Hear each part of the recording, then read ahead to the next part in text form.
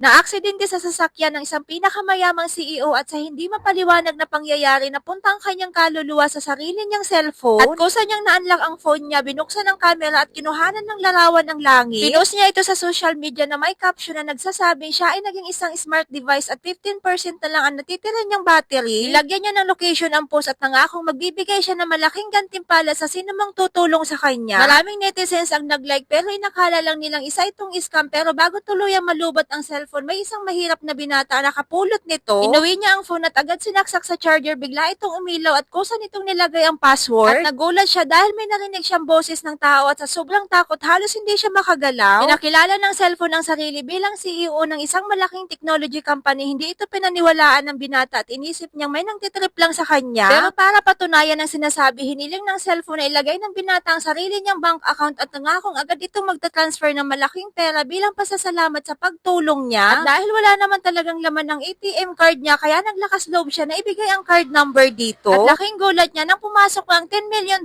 Pagkatapos nito, sinabi ng cellphone na kung handa siyang tumulong, kaya nitong tuparin ang kanyang mga hiling. Pero hindi pera ang hiniling ng binata, kundi ang pagkakataong makapagtrabaho sa kilala at malaking kumpanya. Ngunit mas lalo siya nagulat nang gawin siya ng cellphone na mismong CEO ng sariling kumpanya nito at siniguro nito na huhubugin siya bilang isang tunay na leader at magsisimula sa pagbili ng bagong damit at pamumuhay bilang CEO. At ang kapalit ay dapat tulungan siya ng binata na alamin ang buong katotohanan sa likod ng misteryosong pangyayaring aksidente sa buhay niya.